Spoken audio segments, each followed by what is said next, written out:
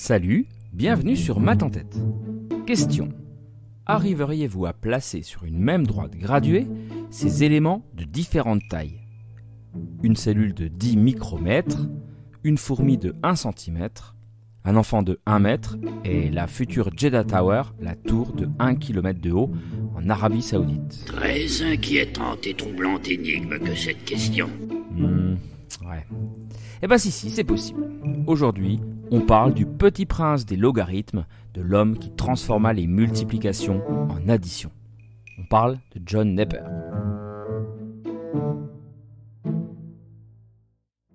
Donc oui, imaginez qu'on veuille mettre différents éléments aux ordres de grandeur très différents sur une même graduation. Partons sur les 4 exemples précédents. Cellules, fourmis, enfants et tours. Compliqué. Pourtant, en écrivant ces longueurs sous forme de puissance de 10 et en se concentrant sur ces dites puissances, ça devient intéressant. On devient capable de placer sur une même règle graduée des objets de taille totalement éloignée. En effet, la cellule fait 10 micromètres, soit 10 puissance moins 5 mètres. La fourmi mesure 1 cm, soit 10 puissance moins 2 mètres. L'enfant fait 1 mètre, soit 10 puissance 0 mètres. La Jeddah Tower, 1 km ou encore 10 puissance 3 mètres. En ne considérant que moins 5, moins 2, 0 et 3, ça devient tout à coup très facile. On pourrait même y glisser le diamètre de la Terre, arrondi grossièrement à 10 000 km, soit 10 puissance 7 mètres. On ne garderait que le 7. Eh bien, dans ces exemples, moins 2, dans 10 puissance moins 2, c'est le logarithme de base 10 de 0,01. On dira que le logarithme de base 10 de 0,01, c'est donc moins 2. De la même manière, le logarithme décimal de 1000, c'est 3, car 1000 s'écrit 10 puissance 3. Ces petits nombres, ces petits exposants, ce sont eux les logarithmes.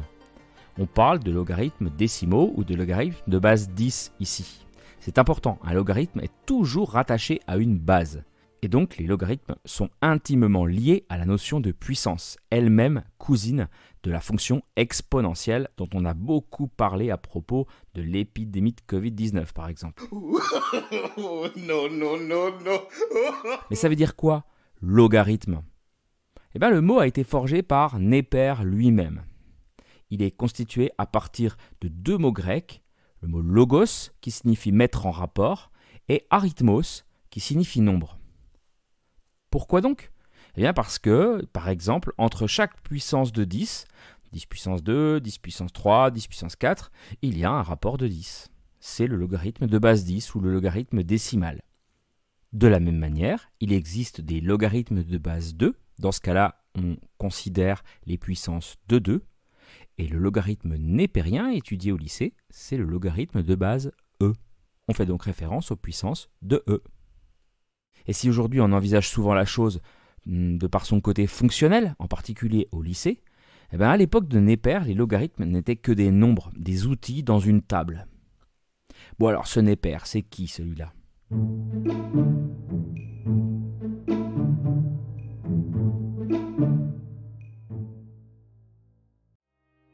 Pour certains, c'était le baron de Merchiston. Pour certains autres, un fou passionné par les nombres qui aurait vendu son âme au diable. Et pour d'autres encore, comme Laplace ou Kepler, oui, rien que ça, un bienfaiteur et un génie. En tout cas, pour tous, c'était avant tout l'inventeur des logarithmes. John Napier, francisé en Jean Napier, le Napier du logarithme népérien, était un mathématicien écossais qui a vécu à cheval sur le XVIe et le XVIIe siècle. Il était baron de Merchiston, juste à côté d'Édimbourg, et a passé une grande partie de sa vie dans le manoir familial. On retiendra son côté anticatholique, assez radical certes, très investi dans les luttes religieuses et politiques de son époque. Révolte. À part ça, son passe-temps? Les mathématiques, et spécifiquement le calcul numérique. Le XVIIe siècle, c'est l'époque des grands voyages maritimes et des découvertes des lois régissant les mouvements des planètes. On pense à Kepler, on pense à Copernic. Les mesures astronomiques nécessaires à la navigation impliquent des calculs très compliqués et fastidieux. Multiplication, division, extraction de racines rendent les calculs très longs et très compliqués. Les banquiers et les commerçants, eux aussi, sans machine à calculer, perdent un temps considérable à effectuer leurs calculs. Eh bien, pour leur simplifier la vie, Neper cherche donc de nouvelles méthodes de calcul en s'inspirant de la trigonométrie. Il commence à chercher le moyen de transformer le produit de deux fonctions trigonométriques en somme de deux autres. Puis il bascule sur les suites de nombres qui vérifieraient le même type de relation, à savoir une progression géométrique d'un côté, avec un coefficient multiplicateur pour passer d'un terme à l'autre, et une progression arithmétique de l'autre, avec un principe d'évolution additif. Inspiré d'exemples tirés de la cinématique, l'étude des corps en mouvement, il découvre donc les logarithmes et affinera une méthode de calcul mécanique permettant entre autres de simplifier des calculs complexes. Il a l'idée de construire des tableaux à deux colonnes mettant en correspondance les nombres de manière à ce que la multiplication de deux nombres de la colonne de gauche correspond à l'addition de deux nombres de la colonne de droite.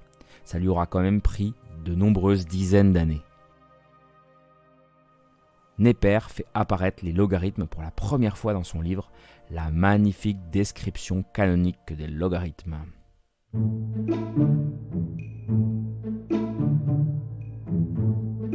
Alors, petite explication du tableau. Les nombres de la colonne de gauche, donc, ce sont par exemple les nombres que vous voulez multiplier. Mais ça peut être très fastidieux, sans machine. Vous trouverez donc leur correspondant dans la colonne de droite. Les nombres de cette colonne de droite, ce sont eux, les logarithmes. Eux, vous les additionnez. C'est beaucoup plus simple.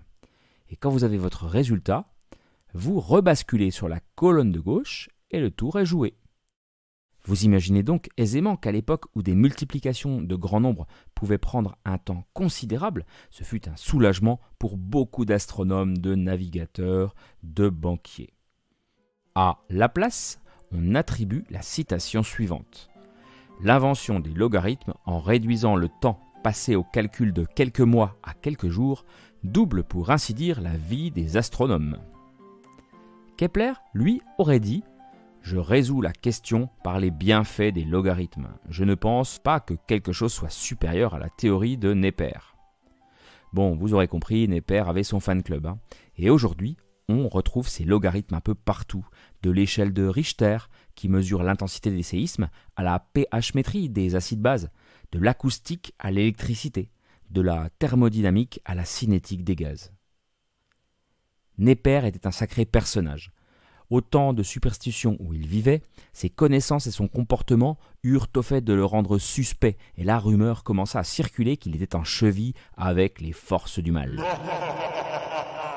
D'après la biographie d'un de ses descendants, Neper lui-même aimait en rajouter une couche en se promenant avec un coq couvert de suie ou bien seulement vêtu de sa chemise et de sa coiffe de nuit. Le bon peuple croyait volontiers qu'il passait son temps en grande conversation avec le diable plutôt que de faire des maths. Les travaux de Neper se sont poursuivis et ont été continués par bien d'autres, en particulier par son ami Henry Briggs, qui donna ses lettres de noblesse au fameux logarithme décimal justement. Et ce, jusqu'à l'apparition des premières machines à calculer comme la pascaline, qui viendront suppléer les tables logarithmiques. Mais ça, c'est une autre histoire. Et voilà, l'origine des logarithmes n'a plus de secret pour vous. Merci pour cette écoute.